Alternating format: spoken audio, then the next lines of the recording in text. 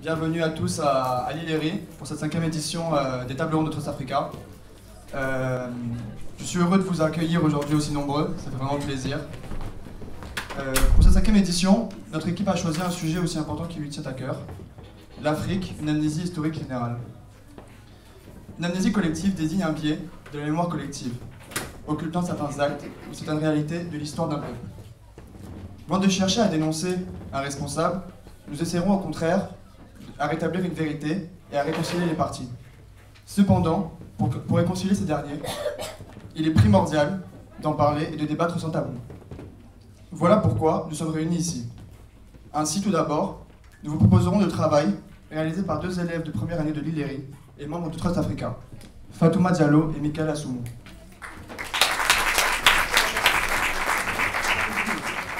Cette présentation sera complétée par nos 2 invités experts, Monsieur Dreyfus Louyebo, professeur à l'Université Paris-Est Créteil et auteur du livre Histoire de France, portrait de 100 Africains devenus sénateurs ou députés de la République française. Tenez un applaudissement, s'il vous plaît. Et Madame Nathalie Matsingou, originaire du Congo-Brazza, auteur du conte philosophique intitulé Embrouille à Mini, terre des tout raffinés. Enfin, nous vous laisserons la parole afin d'interagir avec les différents intervenants pour des questions ou d'autres interventions qui vous feront plaisir. J'aimerais juste terminer cette présentation par une phrase qui me tient à cœur d'Alain Foucault, journaliste à RFI et rédacteur d'Archives d'Afrique. Nul n'a le droit d'effacer une page de l'histoire d'un peuple, car un peuple sans histoire est un monde sans âme. Merci.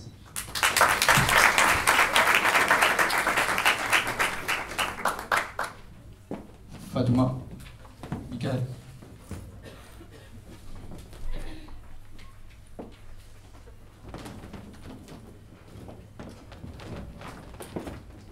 Bonsoir à tous. Bonsoir à tous et merci d'être présents ce soir autour de cette table ronde réunissant de nombreux intervenants et spécialistes, notamment des questions africaines, dont le savoir nous sera utile afin d'élargir et d'éclaircir pour comprendre et approfondir les différentes thématiques qui tiennent à la civilisation africaine. Il est intéressant de savoir que dans les livres d'histoire, européens, notamment les collèges et lycées français, l'histoire africaine telle qu'elle est enseignée est trop peu méconnue, car située dans le prisme occidental et ne permettant pas, n'est-ce pas, de comprendre la véritable portée, l'apport culturel qu'a joué la civilisation africaine. C'est pourquoi ce soir nous tenterons d'éclaircir certains points avec vous et d'analyser davantage les mécanismes, notamment coloniaux, qui ont visé à l'éradication ou plutôt l'occultation de l'histoire africaine. Donc dans une première partie, nous tenterons d'analyser ces différents mécanismes et ensuite, dans une deuxième partie, nous nous intéresserons plus précisément à l'histoire africaine précoloniale, donc à savoir l'histoire africaine dès l'Antiquité, car c'est une histoire riche et dense, parfois méconnue, qu'il faut, je pense, éclaircir ici. Donc l'histoire africaine, pour les colonisateurs, la volonté impérialiste d'arriver en Afrique et de récupérer les richesses dans une visée impérialiste, se retrouve directement dans la littérature, notamment dans la littérature du 19e siècle, où le noir, l'arabe et le jaune, qui sont les peuplades colonisées de l'Empire français, sont décrits et stéréotypés, notamment à travers des stéréotypes qui vont perdurer sur les 2 siècles que durant la période coloniale. Donc, on voit très vite que la volonté occidentale impérialiste, notamment autour de la conférence de Berlin de 1884 jusqu'en 1885, est de partager l'Afrique, mais également, non seulement de la partager sur un plan économique, c'est-à-dire l'accaparation des ressources et des ressources agricoles, minières et culturelles du continent. Donc en 1885, à la conférence de Berlin, les plus grandes puissances européennes que sont l'Allemagne, la France, les Pays-Bas, la Belgique, le Danemark, même les États-Unis participèrent. Cette volonté, ils s'asseyent autour d'une table et se réunissent et se demandent comment diviser l'Afrique tout en respectant leurs priorités à ces richesses. Donc, nous avons l'exemple notamment du Congo belge, où le roi Léopold II, accompagné d'explorateurs comme Henry Morton Stanley, va sous des airs de philanthropie et de mission civilisatrice finalement, de lutte anti-esclavagiste, car il faut savoir que la traite perdurait notamment dans les régions de Zanzibar, et donc en fait le roi Léopold, sous ces prétextes, annexe et finalement passe des traités de ressources avec les différents chefs des tribus, mais malheureusement les chefs de tribus ne comprennent pas la langue de l'occidental, ils n'en saisissent pas le sens, et donc signent finalement sans réellement comprendre ce qui se passe. Et on va assister à l'un des plus grands massacres, je dirais, de ce début du XXe siècle, cette moitié du XXe siècle, que sera l'exploitation économique pure et simple du Congo RDC, enfin du Congo, la République démocratique du Congo actuellement, donc l'ancien Zaïre. Et donc c'est un des nombreux exemples extrêmes finalement de cette colonisation qui montre que non seulement sur un plan idéologique, mais également, comme je vous l'ai dit précédemment, culturel, à travers la littérature, il y a une volonté réelle d'effacer, de ramener au second plan ce que l'histoire africaine a pu apporter à la civilisation. Et donc finalement, on se retrouve au milieu des années après la Seconde Guerre mondiale dans une démarche de décolonisation où finalement, vous savez la célèbre citation de Charles de Gaulle, la Corrèze avant le Zambèze, qui déclare finalement qu'à partir de la Seconde Guerre mondiale, la colonie, le colonialisme en tel qu'il est inscrit depuis le début du siècle, notamment sous Léon Blum ou Jules Ferry, qui en ont fait une idéologie politique, n'a plus lieu d'être et ne mérite pas de s'intéresser, qu'on s'y intéresse davantage dans cette seconde moitié du XXIe siècle, car d'autres valeurs sont passées par là, à savoir les valeurs de décolonisation et du droit des peuples à disposer d'eux-mêmes. Et donc, on se retrouve finalement à partir de 1950 à un accès à l'indépendance des ex-colonies, mais qui est effectif dans les faits, mais bon, comme on le sait tous, c'est pas une histoire qu'on va évoquer ici, mais finalement ne sera pas réellement total et immédiat. Donc pour revenir au 19e siècle, la volonté occidentale en Afrique est de rappeler que c'est important pour les puissances occidentales de s'imposer en Afrique finalement. On parle souvent du pré-carré français, notamment en Afrique de l'Ouest, l'AEF, et en Afrique équatoriale française, l'AEF, pardon.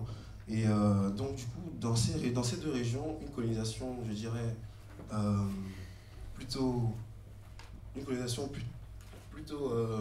idéologique finalement, avec des moyens d'évangélisation, des missionnaires qui, sous le coup de la religion, viennent évangéliser des peuples entre guillemets dits non civilisés.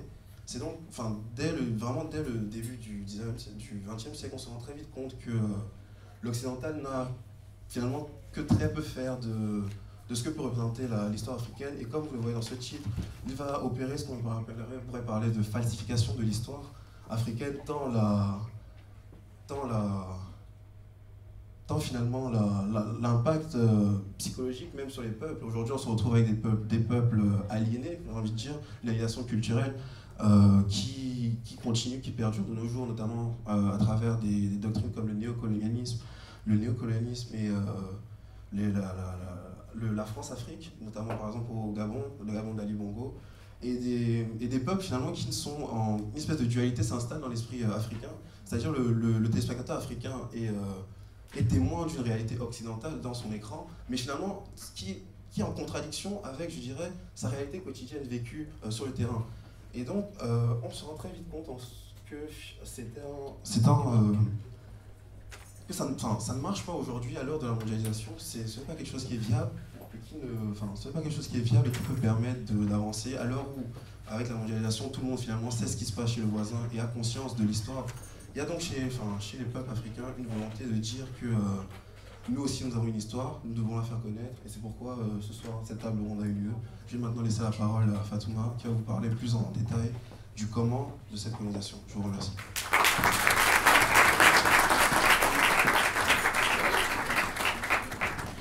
Donc il s'agit maintenant de se poser des questions telles que comment une histoire entière a-t-elle pu être effacée et par quels moyens sont passés les colons pour justement effacer cette histoire-là. Donc, il y a deux méthodes qui ont été mises en place. Il y a ce qu'on en appelle aujourd'hui le hard power et le soft power. En premier lieu, le hard power, c'est tout ce qui concerne les forces armées. Donc, comme vous le savez, la colonisation est passée par la violence, en installant des consulats, des bases armées et en exploitant les populations, en les faisant travailler dans des conditions déplorables et bien sûr sans rémunération. Donc, en deuxième lieu, en ce qui concerne le soft power, on réalise aujourd'hui qu'il y a une certaine dépendance entre les colonies et les anciennes colonies et les anciens pays colonisateurs. Et le premier exemple qu'on peut utiliser tout simplement pour expliquer ça, c'est le franc CFA. Le franc CFA aujourd'hui suscite pas mal de débats puisque il y a certains mouvements qui cherchent à abolir cette devise, prétendant que c'est une des plus grandes raisons pour laquelle certains pays africains restent toujours sous la dépendance occidentale. Le franc CFA est une devise qui est utilisée dans plein de pays ouest-africains et en Afrique centrale. Avant, ça voulait dire le franc des colonies françaises d'Afrique, et aujourd'hui, ça a été transformé en franc de la communauté africaine. Le franc de la communauté financière africaine. En deuxième lieu, en ce qui concerne la dépendance, ça passe aussi par un certain complexe d'infériorité qu'on remarque chez la population africaine. On peut voir ce complexe dans plusieurs éléments. En premier lieu, par exemple, on peut parler justement de, par exemple, l'architecture. Quand on va dans les pays africains, on voit clairement que les immeubles, ils sont blancs, par exemple, et ce n'est pas forcément adapté à notre environnement ou au temps. Par exemple, les immeubles sont blancs et il y a de la poussière, etc. Et les immeubles qu'on voit en Afrique, aujourd'hui, sont en quelque sorte le symbole de le modernisme, la civilisation occidentale. Ensuite, on peut parler du colorisme. Le colorisme est une discrimination envers les personnes de teint différents, au sein d'une même communauté. Et ce phénomène-là fait qu'aujourd'hui, on fait face à, disons, entre guillemets, une épidémie qu'on appelle la dépigmentation, qui est le fait de s'éclaircir la peau à l'aide de produits souvent cancérigènes. Et ça a souvent des conséquences désastreuses.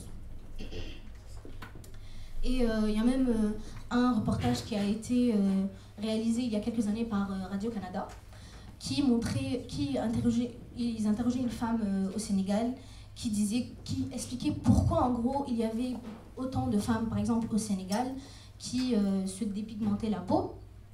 Et elle disait tout simplement que, par exemple, dans les cérémonies au Sénégal, les femmes qui étaient beaucoup plus claires étaient considérées comme plus belles et elles étaient beaucoup plus valorisées. Et donc, par exemple, elles s'asseyaient devant, tandis que celles qui étaient beaucoup plus sombres se mettaient à l'arrière et elles se mettaient un peu de côté, etc. Et le colorisme a eu pas mal de conséquences sur les Africains aujourd'hui, puisque c'est une mentalité qui est un peu ancrée en nous, c'est intériorisé, parfois on le fait même sans le vouloir et on peut subir cette discrimination et la personne qui fait subir cette discrimination, elle ne réalise même pas que c'est un problème. Par exemple, dans les années 60, en fait c'était une manière de survie. Le fait de ressembler beaucoup plus à l'occidental, c'était une manière de s'intégrer, d'avoir plus d'opportunités dans la vie. Et dans les années 60, il y a beaucoup de Noirs qui étaient très clairs de peau, qui quittaient leurs états d'origine et allaient dans d'autres états pour mener une vie de blanc, entre guillemets. Ils menaient une vie en faisant semblant d'être blanc pour avoir beaucoup plus d'argent et ils ne revenaient jamais dans leur état d'origine. Ça s'appelait le white passing. Ils ne revenaient jamais dans leur état d'origine, ils ne revoyaient plus jamais leur famille. Et ils envoyaient tout simplement de l'argent à leur famille toute leur vie, mais ne les revoyaient jamais. En deuxième lieu, on peut parler aussi des cheveux dans la communauté africaine. Dans les années 60, les Black Panthers symbolisaient en quelque sorte une révolution capillaire parce qu'ils refusaient de se plier, ou bien de se plier à des standards de beauté eurocentriques et accepter leurs cheveux tout simplement. Et les cheveux, ça peut être simple, ça peut sembler simple pour certaines personnes, mais en fait ça crée un gros malaise dans la communauté africaine, puisque aujourd'hui on voit qu'il y a des femmes qui se défrisent et qui mettent des perruques, mais c'est discutable. C'est discutable.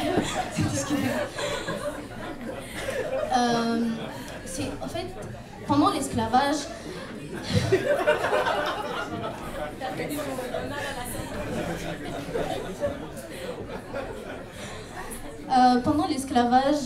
les maîtres coupaient les cheveux des esclaves, et avant c'était considéré comme une très grande richesse. C'était considéré comme quelque chose de très grand, de très valorisé.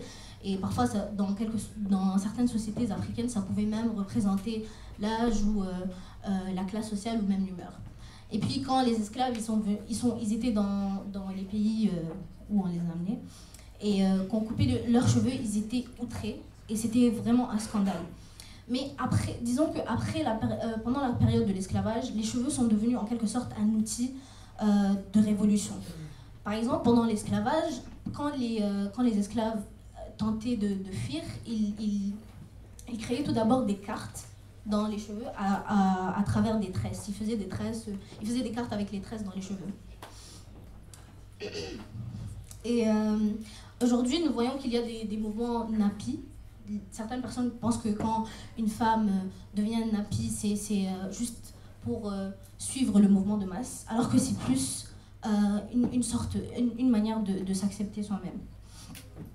Ce qui est positif, c'est que durant les 5 dernières années, aux États-Unis par exemple, nous avons remarqué qu'il y a une baisse de consommation de défrisants de 26%, ce qui fait que les ventes de défrisants sont passées de 256 millions de dollars à 106 millions de dollars, ce qui est une baisse quand même significative. En 2007, Tyra Banks, qui est une ancienne mannequin américaine, qui a créé un talk show, elle a décidé de faire un épisode sur les cheveux, justement dans la communauté africaine, parce que on sait que les autres communautés ne comprennent pas ce problème au sein de notre communauté.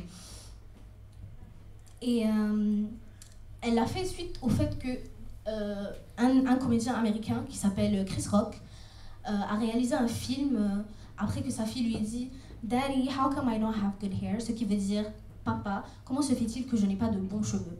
Et ce qu'on considérait comme de bons cheveux, c'est des cheveux lisses et soyeux. Et elle avait juste 5 ans à l'époque, et donc ça l'avait marqué, et il a décidé de réaliser le film pour montrer l'impact de vraiment la colonisation et l'esclavage sur ce que l'on pense de nous-mêmes aujourd'hui à travers, par exemple, nos attributs physiques. Il y a même c'est pour ça qu'on dit que l'assimilation c'est de l'assimilation quand on se défrise les cheveux. Ce qu'on veut dire quand on dit que l'assimilation est un moyen de survie, c'est que, par exemple, il y a des milieux où les gens sont discriminés quand ils acceptent leurs cheveux naturels. Dans l'industrie musicale, cinématographique, dans les entreprises, dans les écoles, on voit que des gens sont discriminés pour le simple fait qu'ils acceptent leurs cheveux naturels, et même au sein des familles. Il y a certains membres de famille qui n'acceptent pas que leur fille ait des cheveux naturels parce que pour eux c'est considéré comme négligé ou mal peigné, et c'est une succession, c'est suite à la mentalité qui a été ancrée en eux après le colonialisme. Et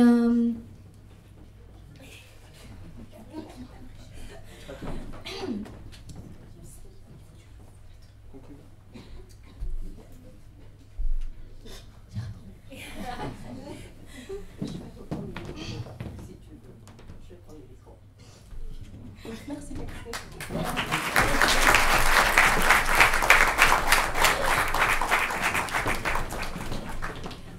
Bonsoir à tous, je me présente présente avant toute chose. Je suis Nathalie Matingou. J'ai écrit effectivement, comme l'a précisé, je crois que c'est Nicolas, c'est ça, président de l'association. J'ai écrit un conte philosophique qui s'intitule Embrouillamini, terre des tronifères. C'est un conte philosophique qui, rapidement, fait un peu la description des relations humaines telles qu'on peut les rencontrer au sein des structures, des entreprises.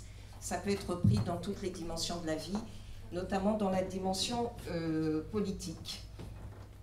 Alors, avant toute chose, je tiens à remercier Nicolas, le président de l'association Trust Africa, ILERI, ainsi que tous ses collaborateurs, si j'ose dire. Merci à vous d'avoir organisé cet événement, de nous avoir permis à tous de nous réunir ici. Merci.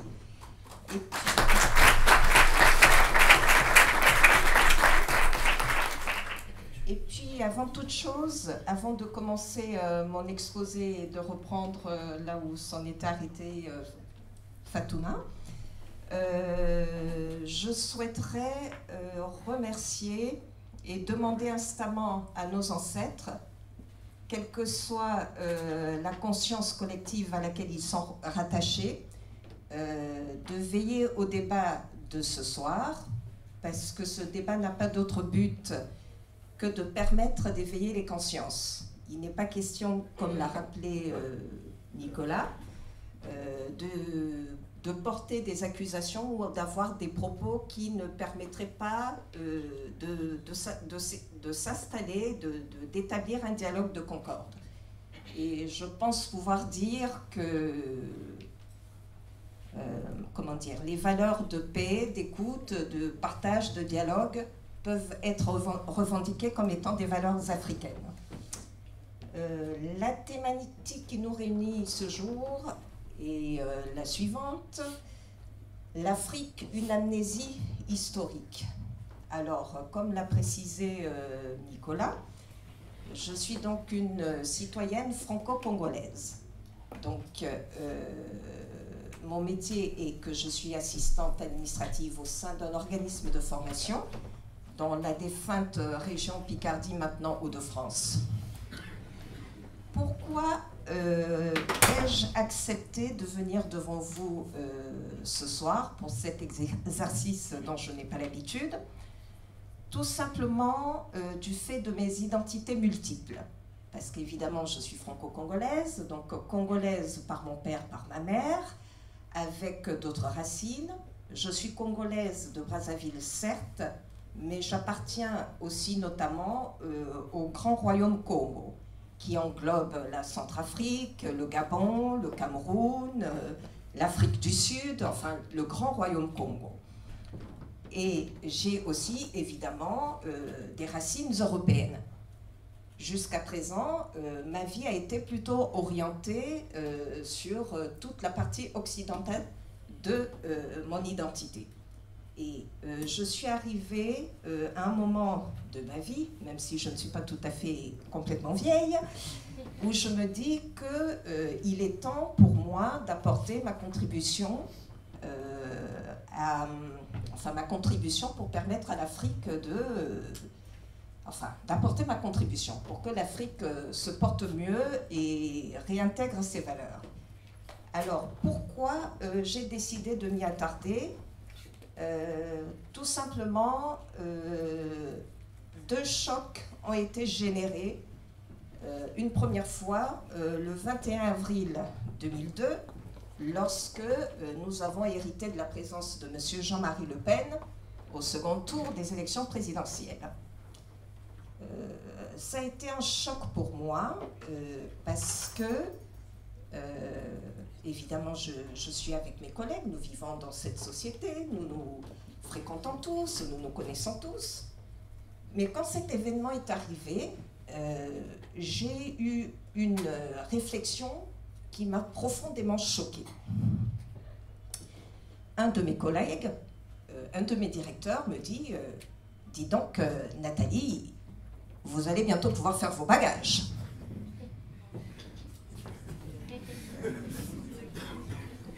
Oui, je l'ai regardé en souriant. Je lui ai dit, je vous assure, vous n'avez pas à vous inquiéter pour moi, parce que j'appartiens notamment à un peuple qui a l'habitude de l'instabilité. Partir, nous en avons l'habitude.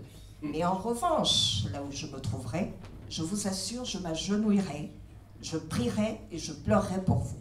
Parce que comme M. Le Pen se sera occupé de nous, je ne sais pas ce qu'il fera de vous.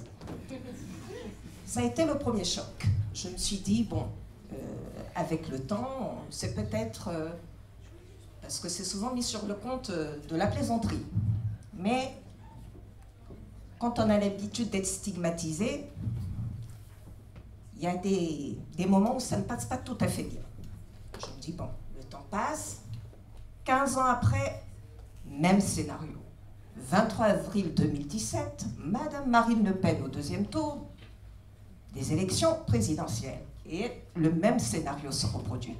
Et là, je me suis dit qu'il était vraiment temps que je m'informe sur l'histoire véritable de mon continent. Parce que j'ai franchement eu le sentiment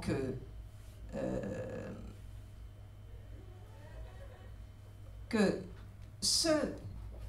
les Africains, que les Antillais, que les Afro-descendants, en tout cas toute la diaspora, étaient depuis des siècles installés sur des strapontins identitaires.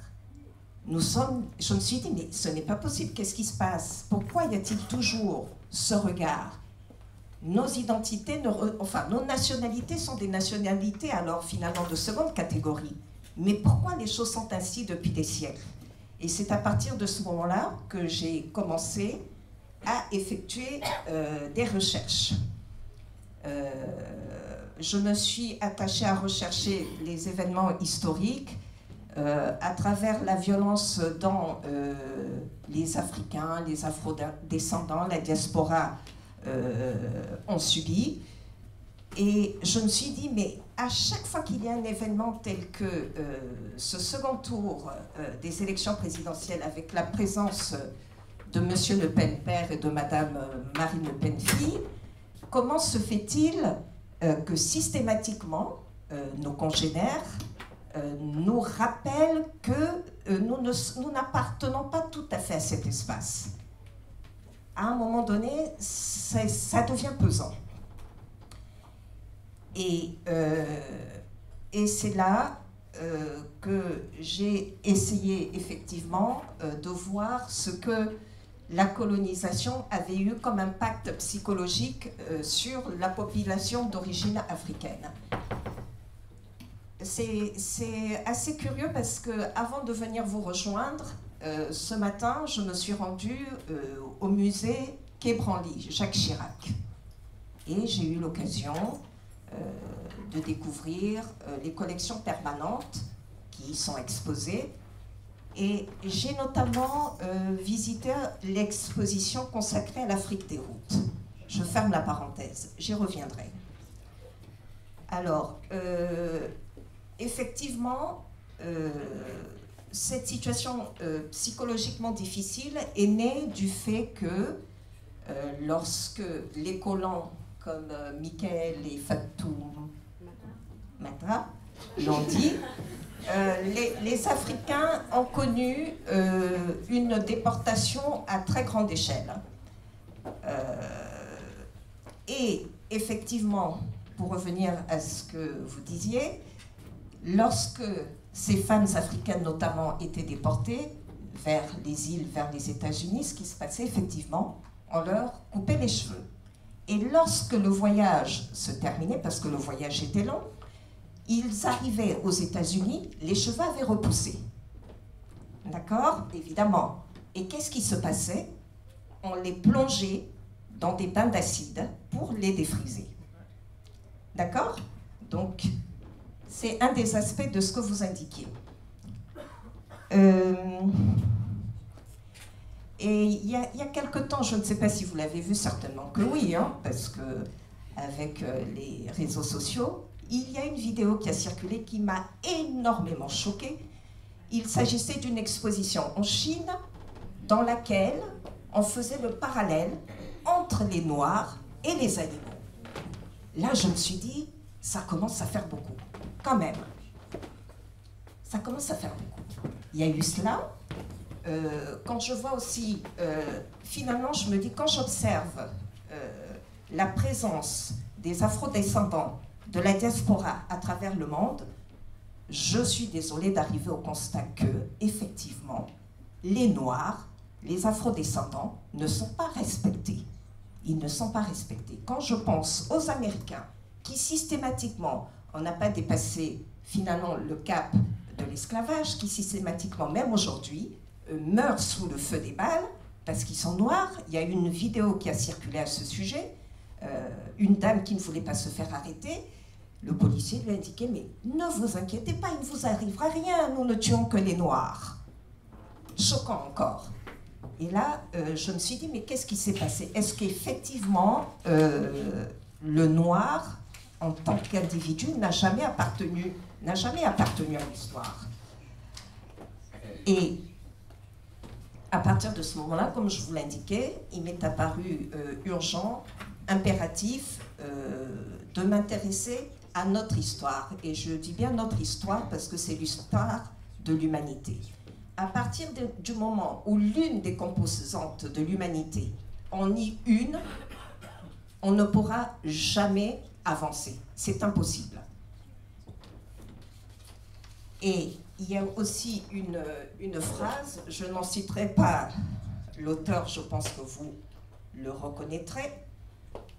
Je cite, « Le drame de l'Afrique, c'est que l'homme africain n'est pas assez entré dans l'histoire. » Alors aujourd'hui, je vais vous livrer les résultats des quelques recherches que j'ai pu effectuer. Et j'aimerais vous poser une question. Est-ce que vous connaissez le nom originel de l'Afrique? Est-ce que l'Afrique, c'est un nom qui a été donné par les Africains à leur continent? Est-ce que vous vous êtes déjà posé cette question? C'est pas mal.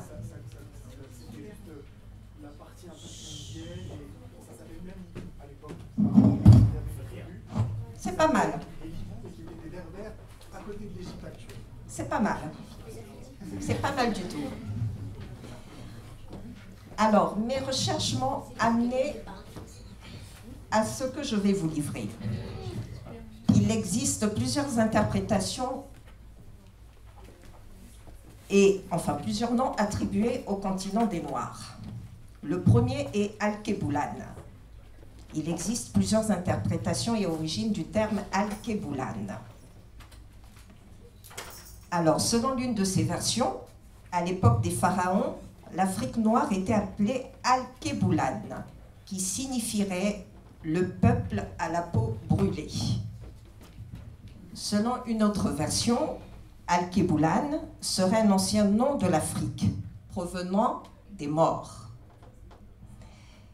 Les Maures occupaient la partie nord de l'Afrique et l'Europe du Sud, entre le 7e et le 15e siècle. On se souviendra de Charles Martel, qui avait repoussé à Poitiers, n'est-ce pas? Donc ça correspond bien. Et Al-Keboulan, en arabe, signifierait la terre des Noirs.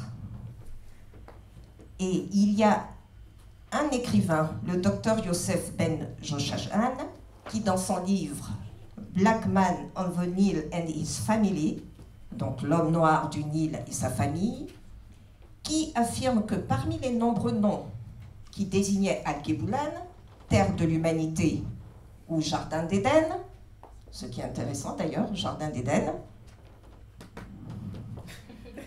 on y trouve tout, effectivement. Il y aurait également le mot Éthiopie. À l'époque, l'Éthiopie qualifiait le continent noir dans son intégralité, et pas uniquement le pays que nous connaissons aujourd'hui. Il y avait également le nom Kemet, mais qui se rapporte plutôt à l'Égypte. Ah, peut-être que l'Égypte serait noire. Et effectivement, il y a la Libye. La Libye, qui avait été à l'époque donné à tout le continent, le nom de Libye. Et pourquoi la Libye? Oui. Étymologiquement. Parce que Libye, j'ai recherché, hein, ça ne sort pas tout droit de mon cerveau. C'est à cause de sa forme. Libye veut dire lobe. Et effectivement, quand on observe la forme du continent africain, le continent africain ressemble à un lobe ou à un cœur. C'est pour ça qu'à l'époque, l'Afrique, ce continent, s'appelait la Libye. Et en fait, Libye, enfin Lib, L-Y-B, en langage atlantique, signifie cœur. C'est de là que provient étymologiquement le mot lobe, lobe de l'oreille. Et on arrive enfin à la version qui rejoint aussi celle que vous aviez donnée, au mot Afrique. C'est l'appellation moderne de ce continent. Alors, et le mot Afrique viendrait du celte, qui signifie farouche, barbare et étymologiquement affreux. Donc nous sommes tous affreux. Étymologiquement, je ne sais pas. Non, non, il faut quand même dédramatiser. C'est un trait d'humour.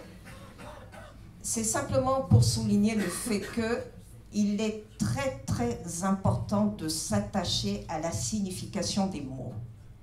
Parce que nous nous appelons tous africains, mais il faut que nous sachions d'où cela vient. Parce que ces choses mises bout à bout expliquent effectivement tous les traumatismes psychologiques qui font que, ce que vous expliquiez, Fatoumata, il y a des défrisages, il y a des ports de perruques, on en rit. Mais quand on étudie la question en profondeur, c'est dramatique. C'est dramatique. Et puis, effectivement, pourquoi aussi l'Afrique? C'est ce que vous disiez tout à l'heure. C'est parce que dans le mode de fonctionnement des Romains, lorsqu'un général conquérait une contrée, il avait l'autorisation de lui attribuer son nom. Et l'Afrique devrait a priori également son nom à ce fameux général romain, le général Scipio Africanius, qui donna le nom d'Afrique au territoire conquis. Au départ, effectivement, c'était sur la partie berbère, mais après, ça s'est étendu à l'intégralité du continent. Alors, j'ai encore une question à vous poser. Est-ce que vous pourriez me dire, pour vous, pour chacun de vous, à quand remonte l'existence des Noirs, d'un point de vue historique?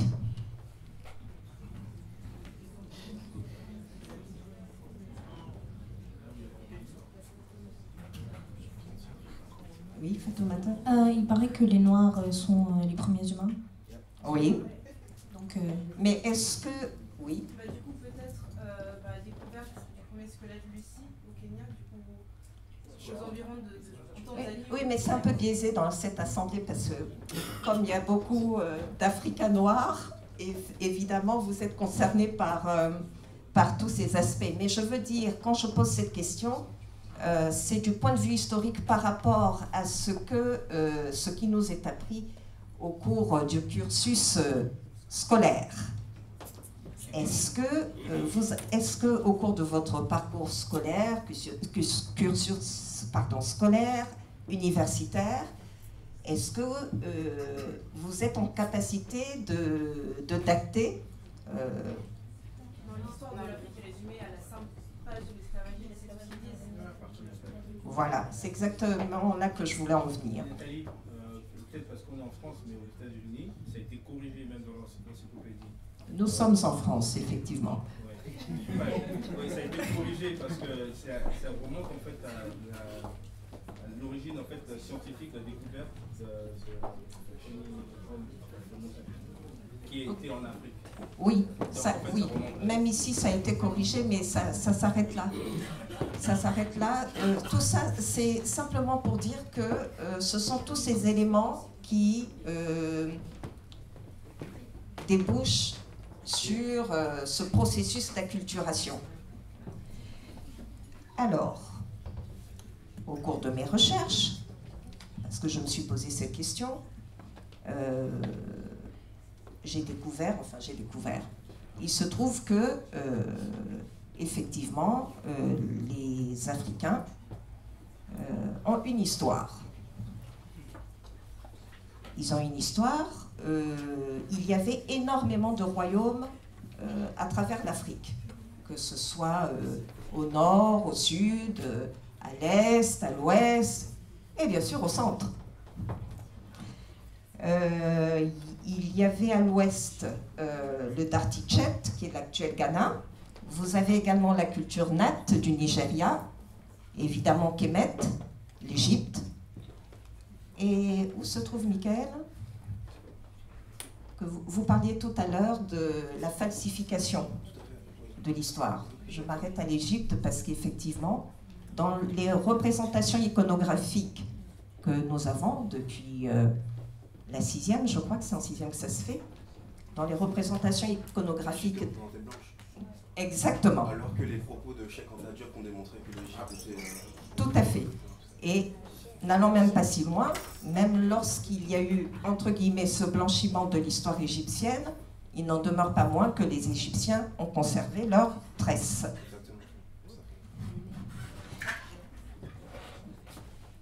Et il y avait également le royaume du Mali, avec un roi qui était le plus riche, à ce moment-là, au XIIIe siècle, Mansa Moussa, tout à fait. Et d'ailleurs, le Mali, enfin l'Afrique était la capitale de l'or. On avait aussi le royaume du Bénin, Ifé, et aussi des royaumes en Afrique centrale, le royaume de Kuba, de Luba, du Congo. Et d'ailleurs, ce matin, au musée Quai Branly, j'ai eu l'occasion de voir des œuvres d'art du peuple Kuba et Luba.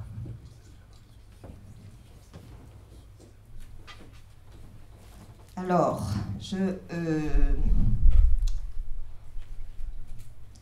je vous parlais du musée du Quai Branly. C'est vrai que on a tendance, parce que à travers peut-être les médias, à travers nos lectures, nous ne nous retrouvons pas en tant qu'Africains noirs. Mais pour moi, qui suis allée notamment ce matin au Quai Branly, c'est une culture qui évidemment existe.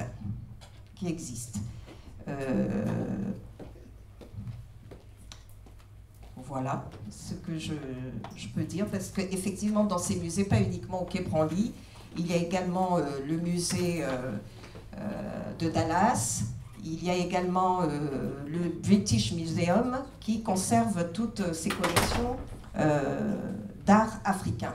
Et l'art africain, et j'en terminerai là pour passer la parole, l'art africain, s'il est conservé dans les musées, c'est parce que c'est révélateur du fait que quand un être humain s'intéresse à l'art, il arrive au niveau de la subjectivité, c'est-à-dire qu'il n'est plus que dans un rapport de matérialisme, il monte dans la sphère de la spiritualité.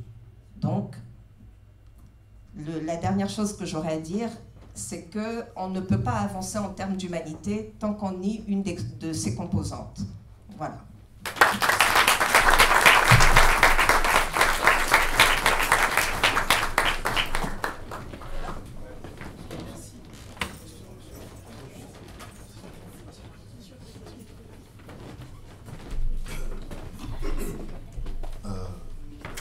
De passer après Nathalie Machingo.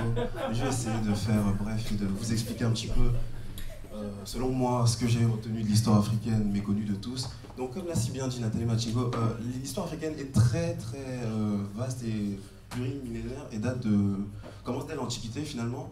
Et on se rend très vite compte que en fait, l'organisation sociétale de l'Afrique repose essentiellement dans une première partie sur une société tribale où le chef de la tribu a tous les pouvoirs spirituels et à la fois les pouvoirs politiques, notamment le pouvoir sur les guerriers, les armées, tout ça. Même si à cette époque, les armées n'étaient pas ce qu'on pourrait appeler des armées, mais plutôt des contingents de mercenaires, de jeunes hommes forts et vigoureux qui partaient se battre contre les tribus voisines. Donc, dès la période de l'Antiquité, on commence avec ce qu'il y a un espèce de développement tribal qui va, à partir du XIIe siècle, justement, pour revenir à l'Empire du Mali, à partir du XIIe siècle, développer ce qu'on appellera des entités, des royaumes finalement, notamment des royaumes on peut citer le royaume du Dahomey, vous avez cité le royaume du Congo, notamment dans les régions bantoues. On parle souvent de la partie Afrique de l'Ouest, tout ce qui est la partie un peu islamique, les Peuls et tout ça, mais les Bantous ont une histoire relativement riche, même si après l'arrivée des Portugais, cette histoire sera divisée à cause d'une volonté finalement de ressources, en fait, d'acquérir les ressources du continent. Et donc finalement, cette histoire dès l'Antiquité est vaste, et voilà, là justement, on observe, il s'agit de l'Atlas catalan. C'est un atlas qui a été fait par Charles V, roi de France, dans l'Antiquité, vers le 3e siècle, avant Jésus-Christ, après Jésus-Christ, pardon. Et donc en fait on représente Mansa Moussa, ou notre autrement appelé Kanka Moussa, avec une pépite d'or. L'Empire du Mali était l'une des places de la planète les plus riches en or à cette époque. C'est-à-dire en fait que lorsque Kanka Moussa effectue son pèlerinage à la Mecque, accompagné d'une suite de plus de 60 000 personnes, il y a une chute du cours de l'or pendant plusieurs années. C'est-à-dire, en fait, pendant plusieurs années, le cours de l'or, tellement Kanka Moussa a fait preuve de face, de générosité, même envers ses hôtes arabes, notamment au Caire, mais jusqu'à l'arrivée à la Mecque. Les gens ont un éblouissement, et ça on le voit dans les rapports des voyageurs arabes, notamment, par exemple, je peux citer Tel Hamid, qui décrit le royaume l'Empire du Mali comme une civilisation où les routes sont structurées, tracées, avec des hommes qui travaillent, bien habillés, coiffés d'étoffes et couverts d'or. Et donc finalement dans l'imaginaire mondial, finalement à cette époque, on représente l'Afrique avec une pépite d'or, car la richesse y est immense et reconnue, l'Empire du Mali est reconnu pour ses valeurs, ses traditions. Par exemple, l'Empire du Mali nous a donné ce qu'on a aujourd'hui, ce qui a donné les prémices de la Déclaration des droits de l'homme et du citoyen, c'est-à-dire la Charte du Mandé, qui est l'une des premières déclarations universelles de l'humanité prônant les droits de l'homme. C'est-à-dire c'était une charte qui reposait plutôt sur une confrérie plutôt secrète mais en fait qui a donné lieu en fait à des valeurs que les membres de la confrérie s'efforçaient de respecter afin de promouvoir toujours cette... Finalement en fait quand on réfléchit à l'histoire africaine, on se demande dans cette opposition frontale entre l'Occident et l'Afrique, qui est le civilisé, qui ne l'est pas finalement. Donc quand on regarde, une fois qu'on a compris, intégré l'histoire africaine, c'est facile de se poser la question de... On peut effectivement débattre sur le fait que pourquoi il n'y avait pas cette démarche exploratrice des peuplades africaines à cette époque, pourquoi par exemple l'Égypte avait des navires, il possédait des navires notamment sur le Nil, mais pourquoi est-ce que, par exemple si on cite juste par exemple la Chine, 2 secondes juste plus pour la Chine c'est l'une des plus grandes civilisations de cette terre, mais si vous comparez par exemple des galions portugais aux jonques chinoises, ça n'a rien à voir, ce sont des navires 100 fois plus grands. Et finalement, en fait, les Chinois sont arrivés jusqu'aux îles Canaries, je pense, ils ont fait le tour de l'Afrique, ils sont passés par le cap de Bonne-Espérance, ils sont remontés jusqu'aux îles Canaries, mais ils ne sont jamais allés plus loin. Donc on se demande qu'est-ce que ça aurait donné si les Chinois avaient débarqué sur les côtes de Lisbonne, du Portugal par exemple. Et donc il faut attendre le 19e siècle pour que les Britanniques arrivent en Chine, avec un seul galion prennent le port de la baie les baies chinoises et envahissent finalement la Chine. Donc finalement le déclin de la Chine se traduit plutôt au 19e siècle. Donc c'est pour vous expliquer finalement que l'histoire africaine est très riche depuis l'Antiquité et que grâce notamment au récit des voyageurs arabes, on sait désormais que les empires africains, les royaumes africains, en tout cas de ce qui a commencé d'un développement de sociétés tribales, puis de royaumes, puis à des empires, notamment on assiste à l'apogée de l'Empire du Mali, mais on peut aussi citer l'Empire, comme je dis, l'Empire du Dahomey, et également des empires de l'Est qu'on ne cite pas souvent, ce serait trop long de s'attarder dessus, mais il faut se rappeler qu'il y avait de multiples royaumes qui malheureusement à partir du XVe siècle, notamment par l'Empire du Maroc, les invasions du royaume du Maroc ont provoqué ce qu'on pourrait appeler un éclatement de la structure la structure impériale finalement de ces territoires, et qui a fait que après la mort de Kanka Moussa et entre les guerres de succession entre ses différents fils, les royaumes, enfin l'empire du Mali s'est un petit peu craquelé et a fini dans des petits royaumes et a commencé à disparaître. Après une volonté, toujours les explorateurs, notamment portugais mais également arabes, à travers, en fait ils ne voyaient que par le prisme en fait, de l'économique et des ressources, notamment à travers la traite négrière et l'exploitation des richesses. C'est pourquoi en fait l'histoire africaine possède un patrimoine très très riche qu'il est important de mettre en valeur, d'expliquer aujourd'hui, justement quand on a la chance comme ça d'être avec une assemblée pleine, remplie, qui nous écoute, d'expliquer que en fait, l'histoire africaine est très très riche et commence très très longtemps. L'Égypte avant les Grecs, c'est 2000 ans d'histoire. C'est 2000 ans avant la civilisation grecque. Quand Pythagore arrive, le Pythagore on le retrouve en Égypte.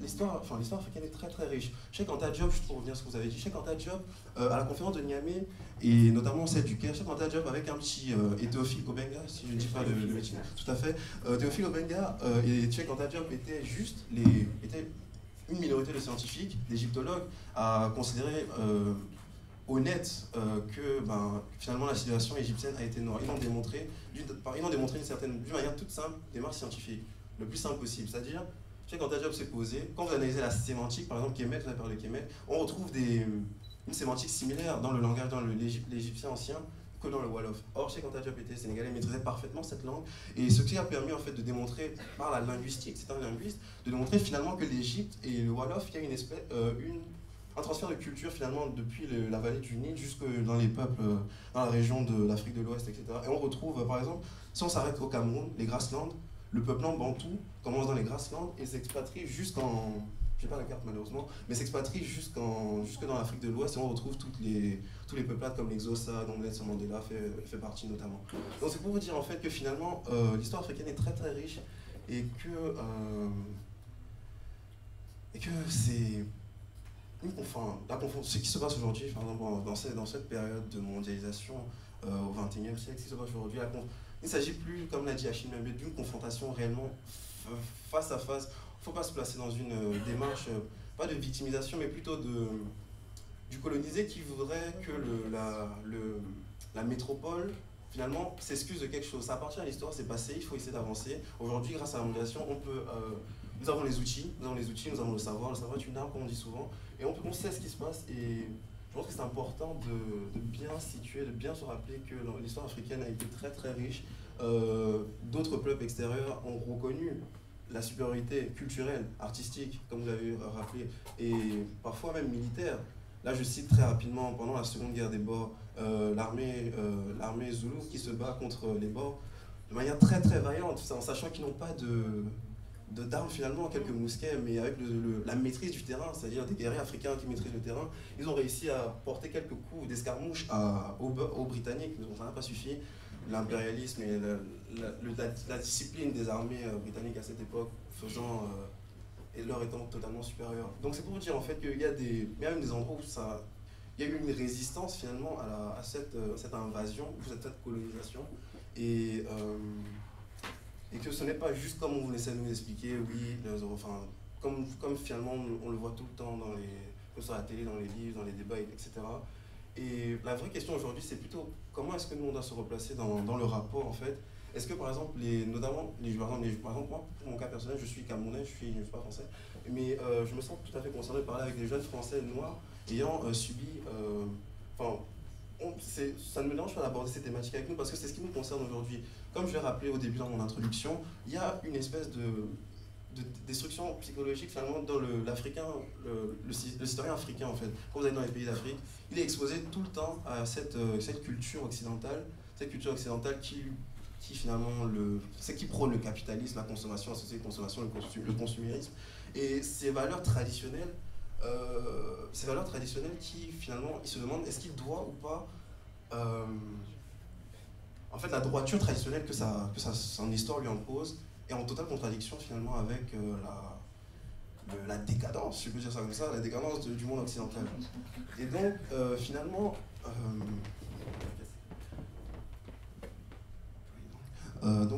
je conclurai juste en disant, en citant Madame Vitrovitch, qui nous rappelle que la France doit déterrer ses cadavres, c'est-à-dire les cadavres pas seulement les cadavres des colonisés, c'est-à-dire les cadavres mémoriels du colonisé. Et finalement, au-delà même de faire une espèce de mea culpa ou d'essayer de rattraper quelque chose qui est passé, plutôt se demander en fait comment est-ce qu'elle pourrait essayer d'intégrer sa jeunesse issue de l'immigration, les jeunes français noirs d'Afrique, et finalement essayer de construire et de poser les bases d'un débat solide qui nous permettrait, n'est-ce pas, d'avancer sereinement, car je pense que, juste quand on le voit par exemple dans l'actualité très rapidement, avec les affaires sur la Patrice Révère, je sais pas si vous avez suivi, Rost, on sent qu'il y a une espèce de volonté de créer un climat de tension raciste qui n'a pas lieu d'être, et je pense que c'est dommage, et donc c'est grâce à cette histoire finalement qu'on peut prendre du recul et se dire qu'on nous a une histoire, notre histoire est riche, peuple africain, notre histoire est riche, et très très riche et comment dire,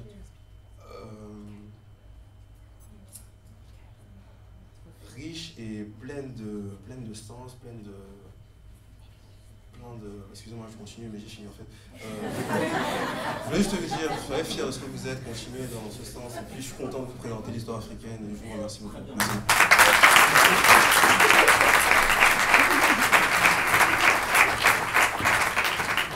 Donc merci Michael pour cette longue exposition. Donc il y a un dernier point que j'aimerais clarifier et dont j'aimerais parler, c'est comment promouvoir à nouveau cette histoire africaine riche et pleine de sens, comme a dit Michael. Donc il y a de nombreuses initiatives qui ont été prises afin de promouvoir cette histoire riche justement. En premier lieu, par exemple, l'UNESCO en 1964 a lancé l'élaboration de l'histoire africaine, l'histoire générale de l'Afrique. C'est un livre qui en quelque sorte regroupe l'histoire riche de l'Afrique. Et la première phase achevée a été publiée en 1999 et ça a été réalisé par plus de 230 historiens et spécialistes africains. Et ils ont été mobilisés pendant plus de 35 ans. Donc c'est une démarche que l'UNESCO a mise en place pour contribuer à la promotion de l'histoire africaine précoloniale. Ensuite, il y a le président béninois. Le Bénin, l'année dernière, en janvier 2016, a fait une demande officielle auprès du Quai d'Orsay afin de revendiquer un rapatriement de plusieurs objets d'art qui ont été mal acquis pendant... quand je dis mal acquis, ils ont été volés. Pendant la colonisation. Et les musées européens ont refusé. Donc c'est plutôt ironique de devoir aller en Occident pour voir des œuvres d'art africaines dans des musées occidentaux. Le président béninois a fait un discours très pertinent où il disait que il est bien vrai que les Africains aujourd'hui sont la majorité chrétienne et musulmane, mais ont des origines vaudou. Avant, la religion, c'était le vaudou, et ces œuvres d'art-là font partie de l'histoire de notre religion ancienne. Et il est important qu'on ait nos œuvres d'art, qu'on puisse puiser de nos racines afin d'aller vers l'avant. Et cette démarche-là, en fait, ce qu'il a dit, on peut le voir à travers le mythe de Sankofa. Le mythe de Sankofa, c'est justement le fait de puiser de nos racines pour aller vers l'avant. Donc, en dernier lieu, ce que j'aimerais dire, c'est que tout simplement, afin de promouvoir l'histoire africaine, ce serait bien qu'on introduise ça de plus en plus dans les cursus scolaires africains. Notamment, par exemple, en Côte d'Ivoire, dans le lycée Jean Mermoz, le proviseur a demandé à ce qu'il y ait de plus en plus d'histoires africaines dans les livres scolaires, afin de sensibiliser les jeunes, de leur faire savoir que justement, il y a une histoire très riche, comme plein de choses qu'on vient d'apprendre maintenant. Par exemple, moi, je ne savais pas je savais pas ce que ça veut dire l'Afrique, et c'est dommage. Et pour conclure, il suffit tout simplement de s'assumer en tant qu'Africain. Il est temps, on est en 2017, il est temps d'accepter les différences, il est temps d'arrêter de faire des remarques, de pointer du doigt autrui, et de s'assumer, de s'accepter en tant que tel. Et voilà, on a des cheveux crépus, les femmes sont formées, on a de la bonne nourriture, il faut l'accepter. Il faut l'accepter.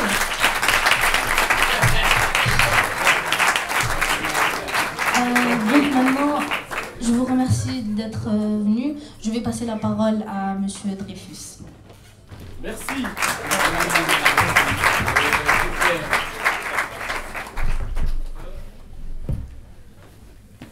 Bonsoir à tous, bonsoir à tous. Je suis très ravi d'être ici parmi vous. Merci à l'association Trust Africa d'avoir organisé cet événement qui nous permet évidemment de nous rencontrer et surtout d'échanger sur un sujet qui nous tient à cœur, c'est évidemment l'Afrique. Et quand on parle d'Afrique, on parle bien évidemment aussi de panafricanisme quelque part, puisque les deux sont aujourd'hui indissociables. Alors, je vais me présenter très rapidement. Je ne suis pas forcément historien, je suis banquier, mais je m'intéresse évidemment à l'histoire de l'Afrique. J'ai publié cet ouvrage qui est Histoire de France, portrait de 100 Africains devenus sénateurs ou députés de la République française. On en reparlera après si vous le souhaitez, mais l'idée était déjà, si vous voulez, de montrer un peu que certains Africains ont contribué au début de la Ve République, à l'histoire de cette Ve République que nous connaissons, puisque pour certains d'entre vous, certaines personnes croient que la présence de certains députés d'origine noire à l'Assemblée nationale française date de l'époque de Ramayad, donc de 2007, alors qu'en réalité ça date de l'époque du général de Gaulle, puisque là déjà à cette époque il y avait des centaines et des centaines d'Africains qui étaient députés ou sénateurs de la République française, mais on en reparlera après avec mon cher Aimé, puisque je vois qu'évidemment il aimerait rebondir dessus. Voilà. Donc, alors, l'Afrique, pour commencer, moi, ce que j'aimerais dire, c'est que chaque peuple doit être fier de sa culture. Tous les peuples, que vous soyez africains, arabes, blancs, asiatiques, japonais, ce que vous voulez, chacun d'entre nous, on a le devoir d'être fier, de notre culture, de notre histoire. Je vais peut-être changer de micro, je crois. On dirait que c'est le mot fierté de l'histoire qui n'a pas plu à certains. Mais en tout cas, chaque peuple, effectivement, doit être fier de sa culture et donc de son histoire. Et puisque nous sommes ici pour parler de l'Afrique, et donc des afro-descendants, moi je vais me permettre très rapidement en introduction de me prêter à un jeu, un espèce de jeu, ou plutôt vous citer directement quelques savants d'origine afro-descendante que vous connaissez certainement. Alors, par exemple, parmi les différents savants, on parle de John Steinart. Est-ce que vous savez qui est John Steinart? John Steinart est par exemple l'inventeur du réfrigérateur. Voilà, donc le frigo, ça a été inventé le 14 juillet 1891 par John Steinart, qui est un afro-descendant. D'accord? Donc, si certains croyaient ou pensaient que l'homme africain n'était pas rentré dans l'histoire, à travers ce genre d'exemple, un frigo que j'utilise régulièrement, c'est l'invention pure et simple d'un afro-descendant. Donc voilà un exemple concret. Au-delà de ça, il y a la lanterne ou la lampe, d'accord. Donc elle a été inventée le 19 août 1884 par Monsieur Amet. Là aussi, c'est un afro-descendant. Je peux vous en citer, d'accord. C'est pas les exemples qui manquent. Je peux vous en citer. Ça montre encore une fois que derrière chaque histoire, il y a évidemment l'idée de voir des cultures, des points de vue, des sociétés, des pays, des États, et donc des enjeux s'affronter. C'est ça le problème. Et malheureusement pour nous, chers Africains, que nous sommes, on n'a pas suffisamment, je dis bien on n'a pas suffisamment médiatisé, parce que c'est ça la véritable bataille. La bataille actuelle, c'est celle de la médiatisation, c'est celle de la communication. On n'a pas suffisamment communiqué sur ce qu'a été notre place dans l'histoire de l'humanité. Et aujourd'hui, c'est la raison pour laquelle je suis ravi et fier. Vous n'imaginez même pas, quand je vois les sœurs sur YouTube parfois faire des vidéos pour parler des cheveux, comment les entretenir, etc. Mais ça me rend fier parce que ce sont des choses dont on parlait très peu et qui n'existaient même pas il y a quelques années en arrière. Et aujourd'hui, le voir que ça existe de plus en plus, voir qu'il y a de plus en plus cette valorisation du tissu, même si on peut avoir évidemment quelques doutes sur l'origine de ces tissus africains, mais ça me fait plaisir de voir quand même qu'il y a de plus en plus de tenues africaines qui sont évidemment mises en valeur par les frères et sœurs ici présents, et ça, je vous en remercie. L'histoire de l'Afrique. Qui était l'homme le plus riche du monde? Bon, on en a parlé, Moussa Gonsa, Moussa, Cancan pour d'autres. Sa fortune était estimée, à votre avis, à combien? 2 milliards Combien? Plus de 100 milliards. Les chiffres officiels, c'est 400 milliards, puisque la fortune de Bill Gates est de 90 milliards. D'accord? Donc je vous laisse comparer. Hein, on parle des hommes les plus riches. Bill Gates, 90 milliards. Donald Trump, fortune estimée à 3 milliards. D'accord? Facebook, 74 milliards. Moussa, 400 milliards. D'accord? C'était sa fortune personnelle. Et puis bien évidemment, vous montrez là encore une fois que, contrairement aux idées reçues, l'homme le plus riche de l'histoire est un Africain. Donc soyez fiers encore une fois de votre appartenance africaine par rapport à ça. Au-delà de ça, au-delà évidemment de l'aspect économique, nous avons évidemment eu de très grandes civilisations, de très grands peuples.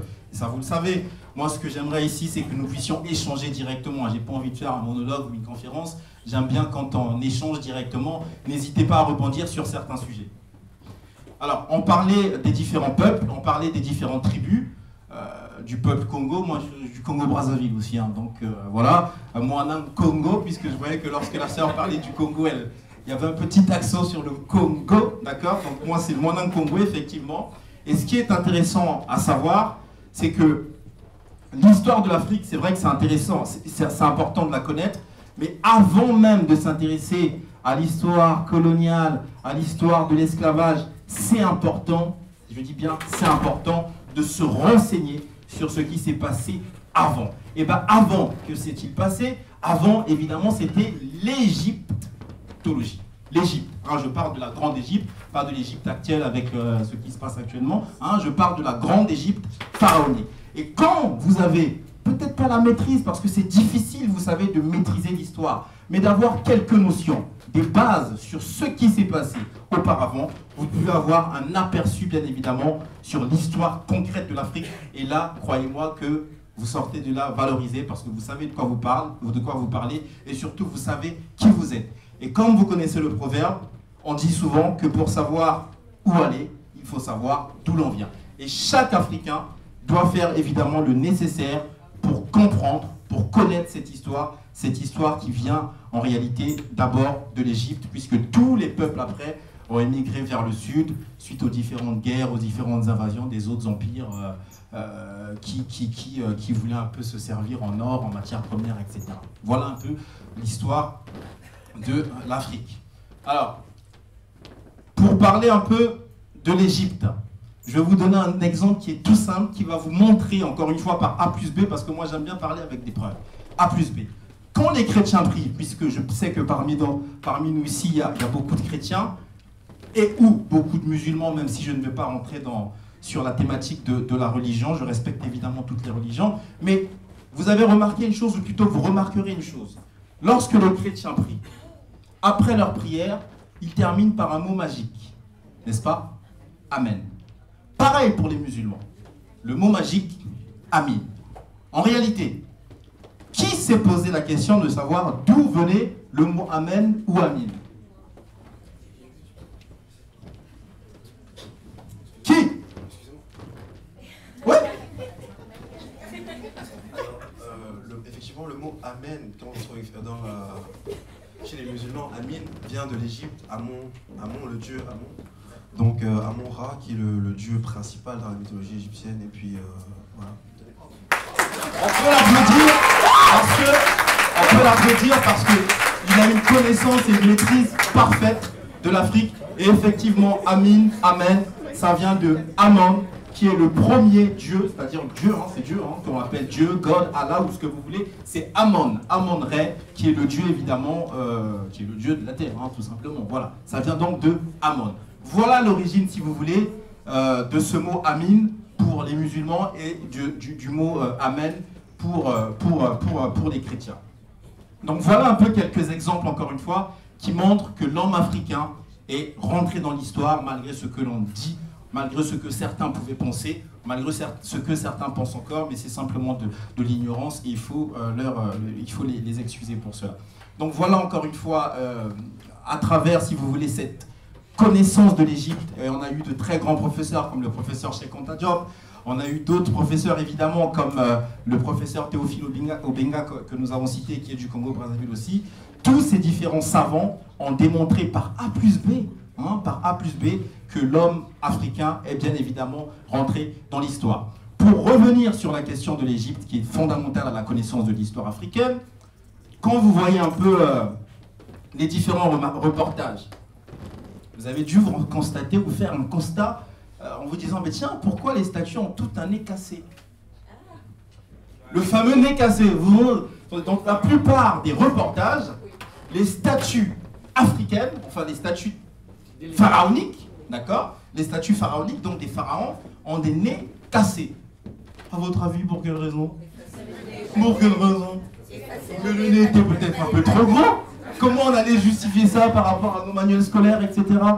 Il fallait donc détruire les différentes preuves qui pouvaient évidemment pousser certaines personnes à se poser des questions. Et au-delà de ça, ma sœur l'a dit, l'a parfaitement rappelé tout à l'heure, quand vous étudiez la réalité que vous voyez, parce qu'il y a évidemment des peintures qui existent, c'est des anciennes peintures, et ce sont des peintures évidemment qui sont incontestables, vous remarquerez que, bien évidemment, la plupart des pharaons avaient des tresses. Donc les tresses, c'est la culture africaine, jusqu'à preuve de contraire, n'est-ce pas? Bon, voilà. Donc là encore, ça montre que l'Afrique est rentrée dans l'histoire et que nous n'avons pas à nous étonner ou à avoir honte de notre histoire, puisque nous avons parfaitement contribué à l'évolution de ce monde que nous connaissons. Voilà, pour la partie Égypte. Mais au-delà de ça, j'aimerais revenir sur un point qui est essentiel à l'avenir de toutes les différentes générations, c'est évidemment la période précoloniale, mais aussi l'esclavage, puisqu'on parle souvent d'esclavage. Quand on parle d'Afrique, en général, on pense à l'esclavage. Chers frères et sœurs, soyez rassurés. Quand je parle de frères et sœurs, c'est à la fois africains, blancs, chinois, etc. Je m'en fiche de tout le reste. D'accord? Soyez rassurés d'une chose. L'esclavage n'a pas commencé en Afrique. D'accord? L'esclavage n'a pas commencé en Afrique, même si, je vous l'accorde, ça a été le plus cruel, celui des Africains. D'accord? Mais savez-vous qu'avant l'esclavage des Africains, il y a également eu l'esclavage des Européens, l'esclavage des musulmans, et qu'en réalité, on ne pouvait peut-être pas parler d'esclavage, mais on peut parler de servitude. D'accord? On peut parler de servitude, et cela se traduit par les différentes peintures que vous pouvez voir, où on peut voir parfois, je parle des peintures pharaoniques, égyptiennes notamment, où on voit des pharaons, les reines notamment, se faire tresser, se faire soigner par des Européens ou des Arabes. D'accord? Donc à l'époque déjà on parlait de servitude, et puis juste après, je pense à un film qui me vient en tête, Les Visiteurs. Vous avez tous regardé Les Visiteurs. À un moment donné, Les Visiteurs, c'était dans quel contexte? On est au Moyen-Âge, d'accord? Et au Moyen-Âge, vous avez Jacouille, qui est un personnage célèbre des Visiteurs, lorsqu'il voit le facteur qui est d'origine africaine, qui arrive. Quelle est sa réaction, sachant qu'on est au Moyen-Âge et que l'esclavage n'avait pas encore commencé? Messire! Messire! Il a peur. C'est une réaction de peur, de retrait et de défense. Pourquoi? Parce qu'il s'exclame et crie « Messire !» Un Sarrasin. Qui étaient les Sarrasins? Les Sarrasins, c'était ceux, les Africains, qui avant l'esclavage, venaient conquérir l'Europe pour pratiquer sur les terres africaines et ou arabes l'esclavage des Européens. C'est ça les Sarrasins. C'était des mercenaires et on peut, dans certains cas, on parle de morts, los moros. Aujourd'hui, ça me fait rire quand j'entends certains Corses, ouais, moi vive la Corse, ou comme dit, ouais, il y a certains Corses qui sont racistes, etc., etc. Mais le drapeau corse, la fameuse tête, etc., elle vient d'où? C'est une tête de mort. Mort, c'est los moros. Les Africains de Mauritanie, voilà le symbole de la tête corse qu'ils ont avec le bandeau blanc. C'est ça le symbole. Et donc cette histoire, elle est africaine. C'est important évidemment de la connaître, d'accord, pour savoir évidemment qui l'on est et savoir parfaitement où l'on va. Au-delà évidemment de l'aspect pharaonique de l'Égypte, au-delà de ces différents aspects relatifs notamment à la présence de l'Afrique par les différentes inventions qui ont été faites, par évidemment l'apport de la culture africaine dans la différente société, dans la société dans laquelle nous évoluons aujourd'hui, on peut effectivement, certains en parlent aujourd'hui, le débat sur le franc CFA, etc. Bon, c'est un débat évidemment fondamental, puisque là on est déjà dans la période précoloniale, d'accord ? D'accord? Il faut savoir qu'à l'époque déjà du général de Gaulle, lorsqu'il décide, lorsqu'il accorde les indépendances à un certain nombre de pays africains, il y a cette question de la monnaie qui est fondamentale. Et lorsque, bien évidemment, vous n'avez pas le contrôle de votre monnaie, malheureusement, vous êtes encore considérés comme des esclaves. Et c'est ça le problème. Et c'est la raison pour laquelle, même si je pense, et je reste convaincu qu'il y a des problèmes prioritaires, je dis bien prioritaires, d'accord, avant de s'attaquer au sujet de la monnaie, le sujet du franc CFA est plus que jamais un sujet nécessaire pour la souveraineté des États africains. Je vous remercie.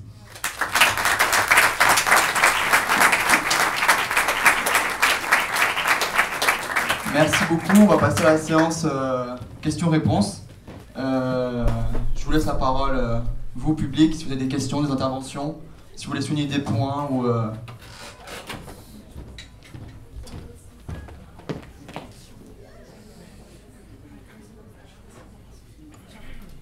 Déjà, je voudrais remercier tous les intervenants et Trust Africa pour avoir organisé tout ça.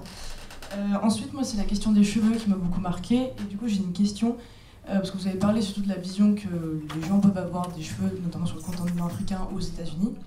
Mais même en France, est-ce que tout ce qui est autour des cheveux, c'est pas aussi une partie du racisme systémique qui a été, notamment autant dans la République que dans la société, mis en place dans les dernières années? Effectivement, ça fait partie de ce que tu viens de dire. En fait, faut penser au fait que, par exemple, en France, quand tu vas dans un salon de blanc, je mets des guillemets, mais il ne faut pas mettre des guillemets parce que quand tu vas dans un salon où on coiffe des blancs, il y a certaines coiffeuses qui ont même peur de toucher tes cheveux parce que c'est considéré comme sale. On a peur des cheveux crépus. On n'a jamais vu des cheveux crépus. On va voir une fille qui a des cheveux crépus dans la rue, on va venir toucher ses cheveux pour voir comment ça ressemble à des barbes à papa, etc. Donc oui, tu as raison, ça fait partie de ça. D'autres questions? Intervention?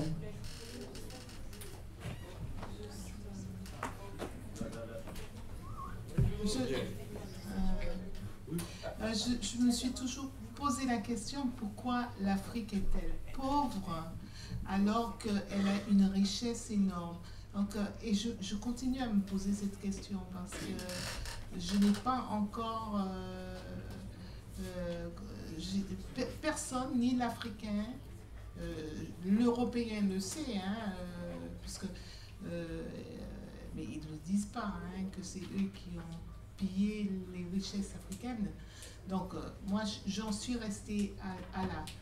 Mais comment ça se fait que l'Africain n'ait pas réagi assez vite? Parce qu'il est toujours aussi pauvre, alors qu'il a une richesse. Et il continue à avoir, je pense, des richesses en Afrique.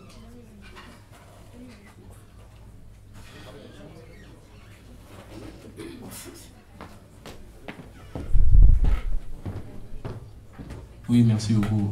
C'est juste pour répondre à ce que vous venez de poser comme question, mais aussi pour pointer Trust Africa, parce que ce que vous avez fait, c'est géant.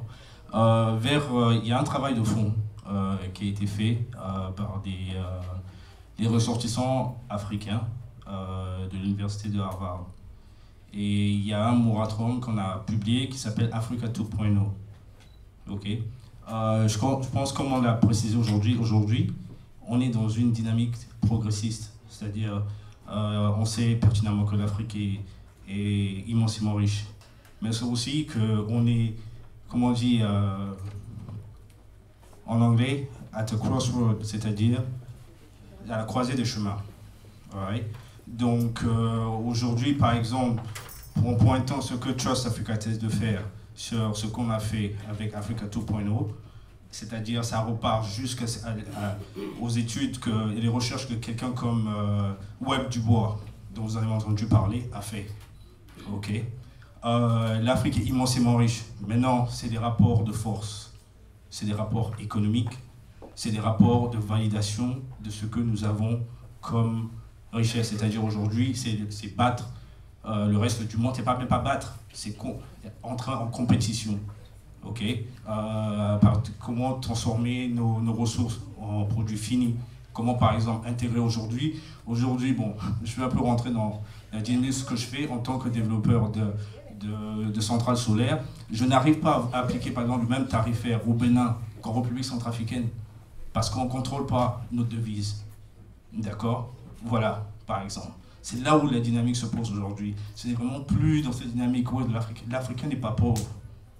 Point à la ligne. Ça, on le sait. L'histoire n'est plus falsifiable. Maintenant, aujourd'hui, ces enfants ont plus accès à plus d'informations, plus rapidement que ever. Donc, ça ne pose vraiment plus, quoi. Voilà, c'est ce que je voulais dire. Merci.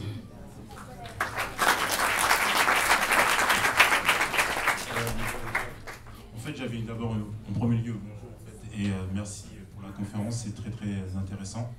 C'est aussi un plaisir de voir que des jeunes soient aussi volontaires dans la recherche historique, dans la véracité historique. Juste, parce que j'apprends des nouveaux termes, tout ce qui est soft power, je connais pas, hein, je suis un peu plus vieux, donc je pense que vous avez peut-être oublié tout ce qui était aussi déconstruction par la religion, et ce qui est assez important de le voir, aussi bien la religion musulmane que la religion en fait chrétienne. C'est un point sensible, mais il est important d'en parler. Et juste aussi pour répondre à madame, pourquoi en fait l'Africain en fait l'Afrique est pauvre? Je pense qu'il faut éventuellement penser d'une autre façon. C'est d'abord de se dire, est-ce que l'Africain ou l'Afrique, dans sa spiritualité et dans sa vision des choses, pense que la richesse se norme dans l'économie? Lorsque vous voyez en fait justement le cas dont vous avez parlé, vous parlez en fait des Chinois. J'ai vu dernièrement un reportage qui disait que les Chinois s'étaient limités à leur pays parce qu'ils avaient compris que leur richesse, l'importance pour eux était de se limiter à leur pays. Ils n'avaient pas en fait besoin de conquérir autre chose. Et le problème, c'est qu'on vit dans une société où on est dans une compétition. Mais pour l'Afrique, dans sa spiritualité, il n'y a pas de compétition. C'est 1 et 1 font 3. Pas 1 et 1, je te mange. Donc là, en fait, surtout que nous arrivons dans une société qui se meurt, la société occidentale est en train de se mourir, il est important que nous, Africains, et même justement nous qui vivons en Occident, donc occidentaux, prenons conscience des choses, que tout ce que nous faisons en fait ont un impact et peut justement avoir une forme. On va juste parler de ce qui se passe justement au Zaïre à l'heure actuelle, tout ce qui est de l'ordre du cobalt. Actuellement, nous vivons sur une richesse qui est périssable. Et si nous, Africains, nous prenons en fait notre destin en main, nous ne pouvons pas aller dans cette direction-là, puisqu'elle est périssable. Donc c'est pour ça que justement, il faut se dire que nous, Africains, nous avons une autre façon de voir le monde. Et il est important que lorsque nous prendrons, en fait, lorsque nous allons avancer, notre spiritualité soit mise aussi en avant dans la quête de richesse. Voilà mon propos.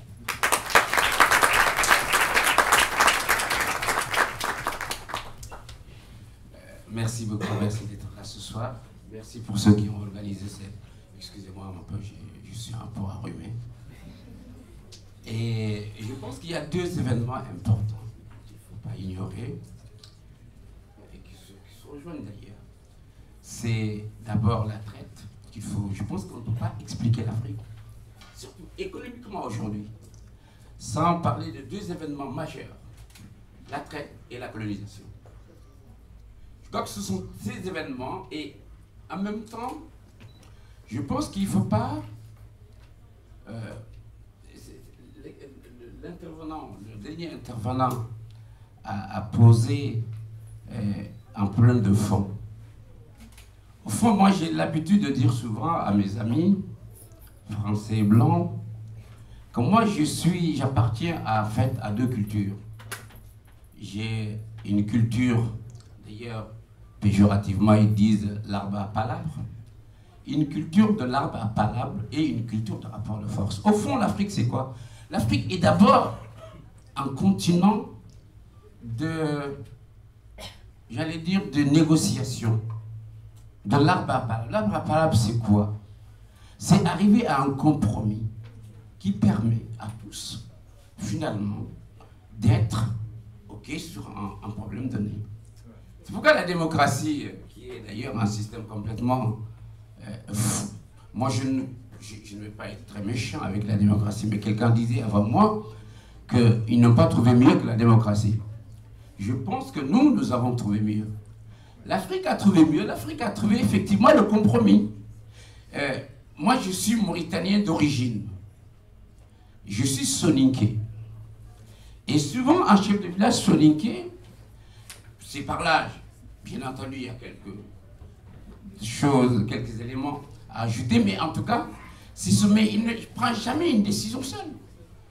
Et quand un problème est posé, ils discutent, ils arrivent justement à trouver ce compromis qui est indispensable.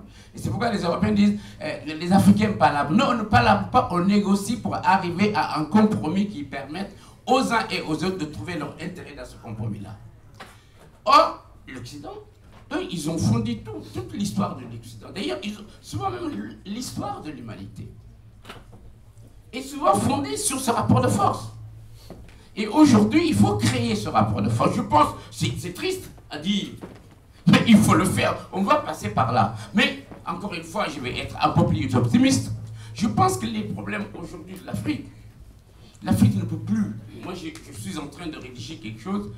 Ce siècle-là sera l'Afrique où ce sera l'explosion. Pourquoi? Moi, j'ai dit, c'est le siècle de l'Afrique ou c'est l'explosion? C'est très simple, c'est des chiffres concrets. En 2030, l'Afrique va représenter 2,3 milliards d'individus et le peuple le plus jeune au monde. À la fin de ce siècle, c'est 4,4 milliards. L'Afrique est incontournable. Pourquoi tout le monde court derrière les Chinois? Tous les gens, ils courent derrière les choses simplement parce que simplement il y a effectivement une population importante. L'Afrique est en train de reprendre. Ce siècle-là sera soit celui de l'Afrique ou ce sera l'explosion. Donc moi je suis persuadé que nous sommes arrivés à un stade aujourd'hui que certains ont compris, mais les hommes politiques, ils ont un rapport au temps qui est très court. C'est pour cette raison qu'ils n'arrivent pas à réfléchir. Mais il faut que nous, ici, nous puissions, effectivement, je pense que cette conférence rentre aussi dans ce processus de réflexion. Moi, je suis persuadé, et je vais finir avec mon propos, sauf que tout à l'heure, je vais quand même rebondir sur ce qu'il disait. Je pense qu'il y a, l'Afrique sera, les siècles à venir, franchement, je le dis, de par mon âge, de par aussi que j'écris, que j'explique, etc. Je pense que l'Afrique est sur le chemin. Ça va être difficile. C'est pas facile parce que les contradictions sont énormes. Il faut les surmonter. Mais l'Afrique va arriver. J'allais même dire, l'Afrique sera à la fin de siècle le leader du monde. Enfin, je reviens sur oui, les députés. Non, il y a beaucoup de... Quand on parle de députés africains, je suis obligé de le dire parce que moi j'ai... Non, il y a eu des députés bien avant, c'est vrai.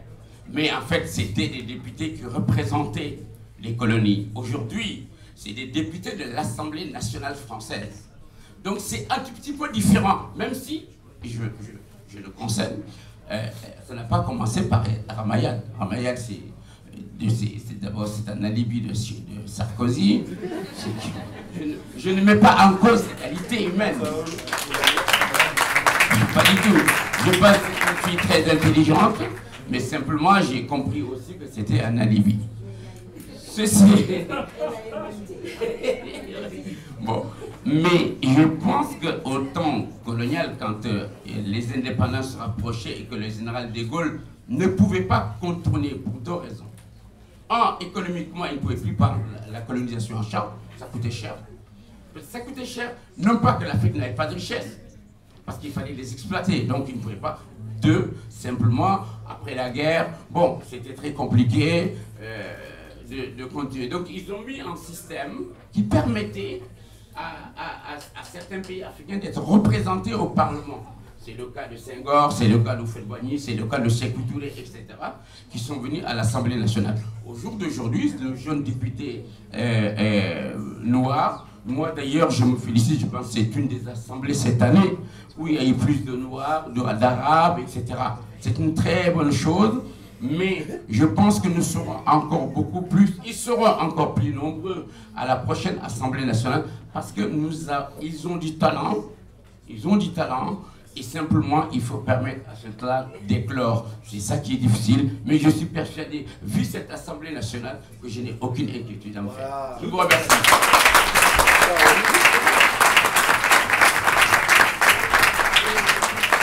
Alors, l'aîné a effectivement parlé. Hein. L'aîné a parlé et je le rejoins sur toute la ligne. Mais absolument sur toute la ligne, notamment la partie historique, puisque les faits sont concrets, c'est pragmatique, d'accord? Et en réalité, c'est la vérité. Bon, simplement, je mets un petit bémol sur la partie relative à l'histoire de l'après-Seconde Guerre mondiale, hein, donc l'histoire du général de Gaulle, etc. Donc évidemment, oui, c'est vrai que la plupart des Africains, pas tous, mais la plupart d'entre eux étaient évidemment sélectionnés pour représenter des territoires dits des précarés français, d'accord? Donc c'était le cas de ceux que vous avez cités. Mais n'oublions pas non plus qu'il y avait par exemple des députés ou personnalités, hein, voilà, comme Houphouët-Boigny, qui ont été ministres de la santé publique en France. Ils ne représentaient pas la Côte d'Ivoire, ils ne représentaient pas l'Afrique de l'Ouest, ils traitaient des dossiers purement français. Voilà. Donc là encore, à travers ce genre d'exemple concret, on peut voir qu'effectivement, oui, la présence des Africains et des Afro-descendants dans leur globalité, je peux en citer d'autres, l'ancien président du Sénat, que vous connaissez tous ici, voilà, hein, qui a failli être président de la République française aussi, Gaston Monnerville.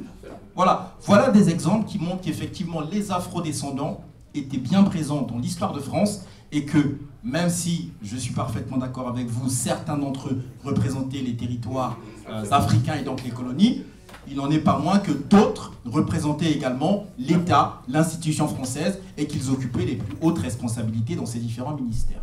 Voilà, merci.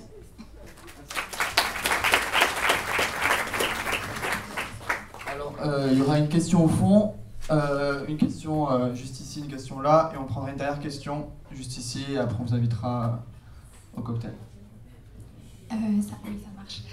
Ma question s'adresse au dernier intervenant et qui rejoint aussi l'intervention de l'avant-dernier intervenant, du coup, concernant le rapport de force dans les relations africaines. Parce que je pense qu'aujourd'hui, la question qui doit se poser, c'est quelle est notre place au sein des relations internationales quand on sait que les dirigeants de ce monde se réunissent pour parler de questions dont le contrôle de nos richesses et que nous ne sommes pas invités à la table.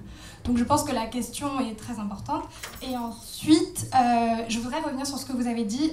Le franc CFA n'est pas, même si primordial, n'est pas la priorité. Quels sont les domaines que vous considérez être, du coup, parce que je pense qu'il faut les nommer, même si on est tous d'accord pour dire que le franc CFA n'est pas la priorité, quels sont les domaines que vous considérez être prioritaires sur le franc CFA aujourd'hui ?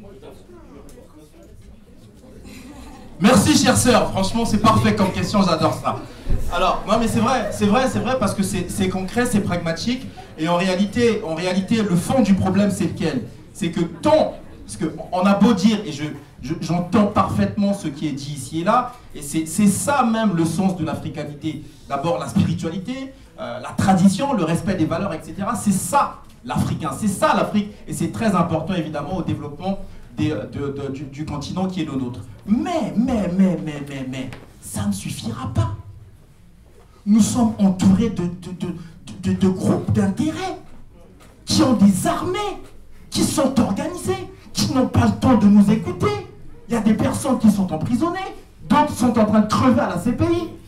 On n'a plus le temps de réfléchir ou de s'asseoir en disant que le bon Dieu fera le nécessaire. Nous devons faire le nécessaire. Et pour faire le nécessaire, nous avons besoin de mettre en place des armées. Nous avons besoin d'accompagner la jeunesse, les différents étudiants que vous êtes, à aller dans le sens de la recherche. Parce qu'en réalité, quelle est la différence entre un État qui se développe comme la Chine, l'Europe ou un continent qui est l'Afrique aujourd'hui? L'Europe ici a eu sa révolution industrielle. C'est grâce à la révolution industrielle qu'ils ont su créer les outils nécessaires pour l'exploitation des différents continents et donc des différentes richesses. Ces outils, ce sont lesquels? Ce sont les entreprises, ce sont les multinationales. Il nous faut nos propres multinationales et il nous faut nos propres armées, évidemment, pour défendre les différentes frontières. Regardez ce qui s'est passé au Mali. Il a suffi juste qu'un simple État, qu'un groupe de quelques personnes arrive pour déstabiliser le Mali, pour que ce soit l'alerte générale, et pour que l'Union africaine, qui est financée en majorité par l'Union européenne, 2, par l'Asie, puisse bégayer sur ce sujet, incapable d'apporter des solutions concrètes sur un État menacé d'explosion. Voilà les questions qu'on doit se poser. Et donc, on peut évidemment à chaque fois réfléchir et se dire le bon Dieu fera le nécessaire, on doit penser au doyen qui est là, etc. Mais tant qu'on ne met pas en place des solutions concrètes et pragmatiques, ce que font très bien les autres, nous allons couler. Et en réalité, demain, en 2025, on aura beau être les plus nombreux du monde, en réalité, si on n'est pas organisé avec les vrais outils, on sera des esclaves du monde. Voilà la réalité. Et l'esclavage va recommencer. Parce qu'il n'y a pas de pitié dans ce monde. La seule chose qui compte, malheureusement pour un certain nombre de nations, ce sont les intérêts. C'est l'économie, c'est le business. C'est le monde des affaires. Voilà. Donc, si on n'est pas préparé, que ce soit intellectuellement, que ce soit à travers la richesse, à travers, quand je parle de richesse, c'est pas forcément le financier, c'est également l'économie, c'est également la culture, si on n'est pas préparé à cela. Parce que la Chine, avant d'arriver là, a eu sa révolution culturelle. Avant la révolution économique, c'était Mao. D'abord, une véritable culture, l'unité des Chinois. Voilà la culture, d'abord, dans un premier temps, qui a permis ensuite de fédérer les Asiatiques, de fédérer les Chinois derrière une puissance qui est la Chine aujourd'hui, même si elle peut être contestée encore aujourd'hui par quelques groupes. Mais nous, Africains, il y a juste à voir ici, ah non, moi je suis Congolais, ah non, moi je suis Zaïra, oh non, moi je suis du Cameroun, non, non, moi... L'unité est primordiale. Et tant que nous ne lutterons pas, d'abord contre les phénomènes de division, et quand je parle de priorité, c'est le tribalisme. Aujourd'hui, le tribalisme est le cancer de l'Afrique. Voilà ce qui tue l'Afrique. Parce que malheureusement, un certain nombre d'États aujourd'hui sont encore organisés en tribus. Et que parce que telle ou telle richesse se trouve dans telle ou telle tribu, on est incapable de développer tel ou tel projet. Et donc on préfère faire des appels d'offres auprès des Occidentaux, auprès des Chinois, pour développer un certain nombre d'activités dans notre pays. Voilà le premier problème de l'Afrique, la lutte contre le tribalisme. Au-delà de ça, il y a la bonne gouvernance. C'est pas que nos dirigeants sont des corrompus, sont des ceci ou c'est des cela. Non, la réalité, c'est qu'ils ont peur. Ils ont peur. Pourquoi ils ont peur? Parce que la plupart des dirigeants qui se sont levés à un moment donné pour prôner le développement de l'Afrique, je pense à Thomas Sankara, je pense à Lumumba, et je pense à plein d'autres, ont été assassinés. Ont été assassinés. Voilà la réalité. C'est pas tant qu'ils ont été directement assassinés par un Asiatique, par un Arabe, par un Européen, etc. Même si on vient, d'où vient l'argent? Mais c'est souvent les frères africains qui, derrière la cupidité, la corruption, le manque d'unité, qui fait en sorte que nous sommes en mesure d'assassiner notre propre frère. C'est la raison pour laquelle, tant que nous n'allons pas agir sur cette première question, qui est la division au sein des différents pays africains, et donc que nous n'allons pas faire le travail nécessaire d'unification, de fédération des différents États, parce qu'il y a des États aujourd'hui qui sont insignifiants et qui sont incapables de négocier sur la scène internationale. Voilà la réalité. Comment voulez-vous qu'un État comme le Bénin, dont la plupart des dirigeants politiques étaient en exil ici en France, puisse demander des comptes et donc la restitution de leur patrimoine à un État qui de temps en temps les accueille? Qui les accueille de temps en temps? On les voit ici se pavaner dans les différents hôtels, mais on est des rigolos. On est des rigolos. Donc apprenons d'abord le respect sur ces différentes bases. L'Union africaine, mais on nous rionnait. Vous savez par qui a été financé le bâtiment, le siège social de l'Union africaine? C'est la Chine. C'est la Chine. Voilà le problème actuel de l'Afrique. Donc, notre propre unité, parce qu'on parle d'Union africaine, notre propre unité est financée et donc contrôlée par des puissances extérieures. Comment voulez-vous qu'on pense à 2025 en disant qu'on va s'unir sur des bases saines et divines, Dieu nous aidera? Depuis la colonisation, Dieu aurait dû nous aider. Depuis l'esclavage, Dieu aurait dû nous aider. Voilà. Donc, oui, il est avec nous. Oui, nous avons besoin d'aller et d'avancer avec conviction, avec spiritualité. Mais ça ne suffit pas. Parce que dans la Bible, dans l'islam, dans ce que vous voulez, il est dit « Aide-toi d'abord, le ciel t'aidera ». Voilà, c'est aussi simple que ça.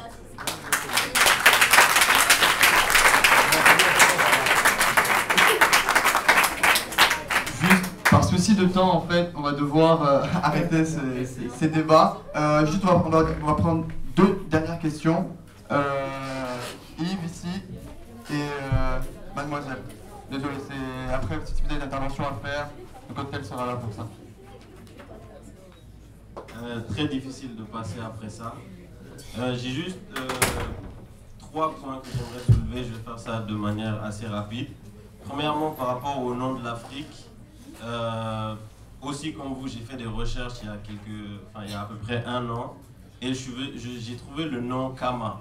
Le nom Kama qui vient de l'araméen, qui veut dire noir ou noirci, mais qui est aussi retrouvé dans énormément de dialectes africains, dans le Bambara, le Moshi, dans le Copte, donc en gros un peu partout dans le continent africain. Donc je pense que c'est un nom qui est fort en signification aussi et qui est fort en acceptance dans l'étendue du continent.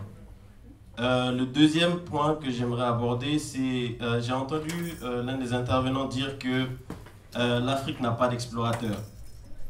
Je ne suis pas totalement d'accord avec ça. Je pense que le problème, c'est pas que l'Afrique n'a pas d'explorateurs, c'est qu'on ne parle pas des explorateurs africains. On peut parler par exemple de Aboubakari II du Mali, qui a découvert l'Amérique avant Christophe Colomb.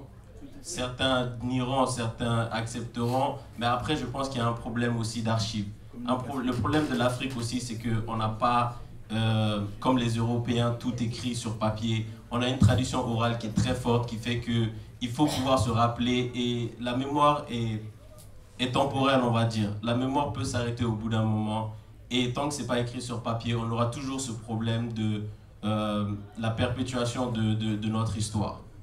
Le troisième point que j'aimerais aborder, sans entrer dans le panafricanisme, du moins pas pour le moment, je pense qu'il faut qu'on arrête d'avoir une vision occidentalisée. On parle toujours de l'Afrique. À chaque fois que j'entends des gens ou que je discute avec des gens de l'avenir de l'Afrique ou des questions liées à l'histoire de l'Afrique, on parle d'un point de vue occidentalisé. On vit tous en Occident, c'est vrai. On fait nos études ici. La majorité d'entre nous, on fait des écoles françaises, américaines ou autres. Mais on oublie que si on suit le modèle occidental, on n'arrivera jamais. Parce que l'Afrique et l'Occident n'ont pas les mêmes valeurs. On n'a pas les mêmes valeurs, on n'a pas la même histoire, on n'a pas les mêmes piliers. Je prends par exemple, j'ai discuté ce week-end avec mon père du business, et il me disait le problème avec les Occidentaux, c'est qu'ils veulent du social de leur business. Ils ont les bases du business, comment chercher l'argent, comment générer de l'argent, comment générer des capitaux, mais il leur manque le social à chaque fois. Et le fait qu'il leur manque le social, c'est quelque chose qu'ils cherchent. Le problème, c'est que nous, les Africains, nous avons le social à revendre. Nous avons trop de social même. Et au jour d'aujourd'hui, il faut que nous arrivions à capitaliser ce social et à faire en sorte que nos entreprises... C'est pour ça qu'en Afrique, les entreprises familiales réussissent. Parce qu'on est dans le social, on n'est pas dans le capitalisme pur. Et à partir du moment où on se base sur le social économiquement, je pense que c'est l'une des solutions ou une possible solution à la réussite du continent africain.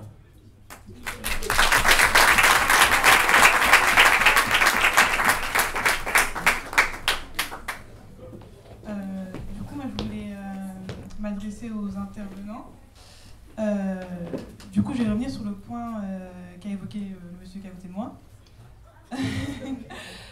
Du coup, par rapport à la religion, peut-être que c'est un peu délicat, je ne sais pas. Mais vous avez parlé du coup d'acculturation, de valeurs africaines à perpétuer, etc. Et donc, vous avez parlé des cheveux de la femme noire, voilà. Et du coup, je veux savoir pourquoi vous n'avez pas évoqué la religion, en fait, comme phénomène d'acculturation, parce que, personnellement, moi je suis congolaise, mes parents sont congolais, ils sont nés au Congo, ils sont chrétiens. Et moi, au Congo, j'ai été souvent témoin de personnes qui pour eux, ça comptait plus leur religion que l'Afrique, ou leur couleur, ou leur histoire, ou leur tradition.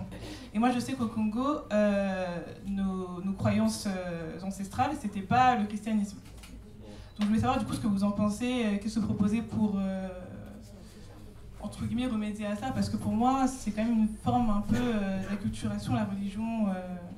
Enfin, ça va pas de chez nous, en tout cas, le christianisme et l'islam.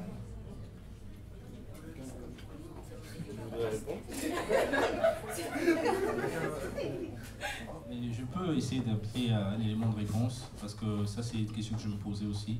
Et puis, vu que mes activités m'ont amené vraiment à voyager en Afrique dernièrement, je vais vous prendre l'exemple du Ghana et l'exemple du Bénin, par exemple. Okay? Ces deux pays, pourquoi est-ce que ces deux pays sont un exemple aujourd'hui de stabilisation de vie et d'une balance?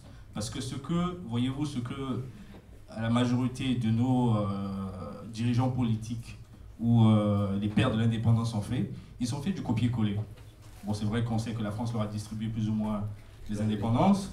Après, ils ont fait du copier-coller. On va copier-coller comment est-ce que la structure d'administration française, tout ça marche, et on va repliquer. Eh bien non, comme l'autre vient de dire, nos sociétés n'avaient rien à voir. Alors, l'exemple du Ghana, par exemple, il y a eu coup d'État après coup d'État, corruption, comme on connaît partout en Afrique, jusqu'à ce que quelqu'un qui s'appelle Jerry Rawlings est arrivé comme président. Qu'est-ce que Jerry Rawlings a fait? Jerry Rawlings a remis en place tout ce qui existait en fait comme chefferie, comme royauté, c'est-à-dire la structure pré-coloniale traditionnelle de leur société. Et il a trouvé l'exacte balance avec ce qu'ils avaient reçu des British. Après Jerry Rawlings, le Ghana était stable jusqu'aujourd'hui. La même chose avec le Bénin, ce que le président Kérékou a fait. Pendant la Grande Route, ils ont remis en place toutes les institutions et qui ont stabilisé le Bénin jusqu'aujourd'hui. Donc, en fait, moi je pense, à part le fait que je pense que c'est économiquement, il faut qu'on reprenne de la graine. Et comme je vous l'ai dit, pour moi, la priorité, tenez-vous bien, c'est le domaine énergétique en Afrique, aujourd'hui. Je sais ce que je fais partie de ce qu'on a prouvé. Il y a 5 ans, mon partenaire et moi, on s'est tenu devant le consortium énergétique aux États-Unis. On leur a dit que le modèle d'électrification que Thomas Edison a inventé jusqu'aujourd'hui est obsolète. Ils n'ont pas cru, mais c'est vrai. Aujourd'hui, l'Afrique peut s'électrifier d'une manière qui n'a rien à voir avec ni les États-Unis ni l'Europe. Ça va être un truc, ça s'appelle Smart Grid, c'est-à-dire c'est des coopératives de petites zones d'électrification à basse voltage, low voltage. Okay? On va faire des téléviseurs qui vont avec, des appareils qui vont avec. Ça n'aura rien à voir, mais il faut we have to think outside the box. Il faut qu'on arrête de vouloir copier, quand on arrête d'être victimisé, qu'on arrête de pleurer. Il n'y a rien, on ne doit rien, personne ne doit rien. That's it.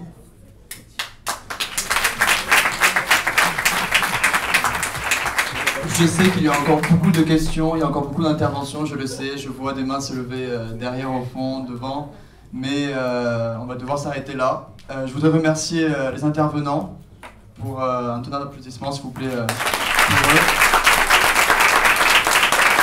Je voudrais féliciter Michael et Fatima pour leur première table ronde.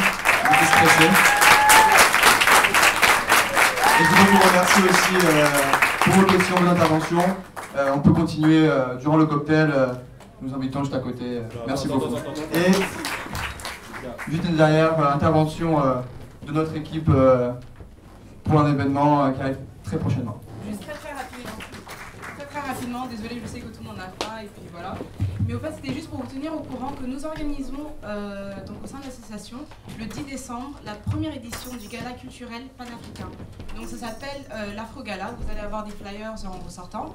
Et au fait, le but de cette soirée, c'est de partager et de propager au fait notre culture africaine à travers donc du coup des dégustations culturelles et un buffet à volonté, à travers aussi donc du coup des défilés en habits traditionnels des 54 pays membres du continent africain, et surtout aussi à travers des danses et voilà.